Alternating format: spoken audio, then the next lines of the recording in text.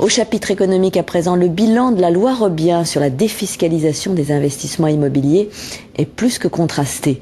Le dispositif, qui avait été adopté en 2003 et reconduit ensuite, permettait aux propriétaires de louer un bien et de déduire de leurs impôts une partie du prix d'achat.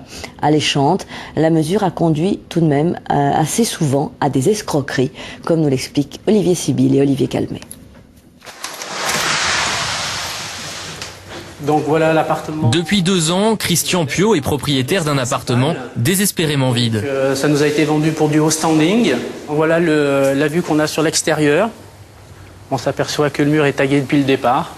Bon, on voit aussi les aménagements des bords, balcons avec des affaissements sous les balcons. Finition visiblement bâclée, moisissure. Un problème d'humidité, d'étanchéité à l'extérieur.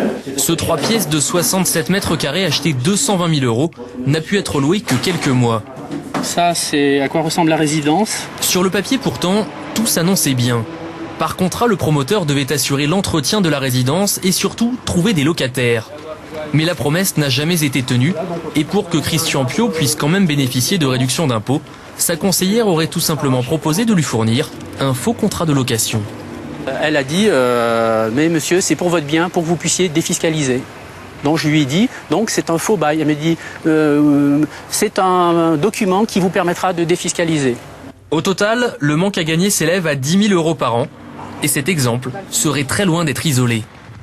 Adoptée en 2003, la loi Robien visait à relancer la construction de logements en France, en offrant des baisses d'impôts aux propriétaires mettant en location leurs biens pendant au moins 9 ans. Le succès a été rapide, plus de 200 000 logements ont vu le jour. Mais certains ont été construits à la va-vite, sans étude de marché, dans des zones déjà saturées. Cette autre résidence, par exemple, que nous avons visitée près d'Évian, est toujours à moitié vide. En haut, au premier sont partis aussi. Voilà, tout le monde s'en va. Les caves ont été inondées, la piscine n'a jamais fonctionné et les propriétaires qui ont revendu ont perdu plus de 40 000 €. Nous avons eu affaire à une équipe de non-professionnels. Ça, c'est une évidence aujourd'hui. Donc, on s'est rendu compte que les contacts téléphoniques étaient inutiles parce qu'il n'y avait aucun retour. Les lettres recommandées adressées n'avaient aucune réponse, ou en tout cas presque aucune réponse. Je crois que sur plusieurs lettres, je n'ai eu qu'une seule réponse. Pendant 2 ans, Claudie Giraud a travaillé pour un de ces groupes immobiliers peu scrupuleux. Sans carte professionnelle, elle a vendu une trentaine d'appartements sur plan, en s'arrangeant toujours pour que les futurs acheteurs ne se rendent jamais sur place. On nous dit qu'il ne faut pas que ça soit un investissement affectif, c'est tout simplement un produit financier.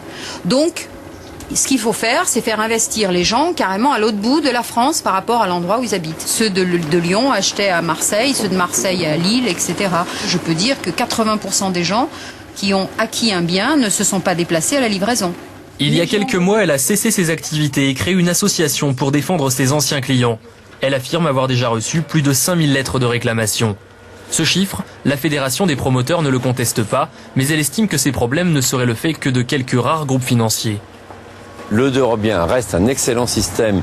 La plupart de ceux qui ont acheté ont fait de très bonnes affaires et vous pouvez trouver des gens qui se plaignent, vous pourrez en trouver encore plus qui sont satisfaits. De son côté, la justice s'intéresse de plus en plus aux dérives supposées de ces placements défiscalisés. Une enquête vient d'ailleurs d'être ouverte dans le sud-ouest de la France sur l'un des principaux groupes du secteur. Un groupe que nous avons bien sûr cherché à contacter, mais qui n'a pas souhaité s'exprimer.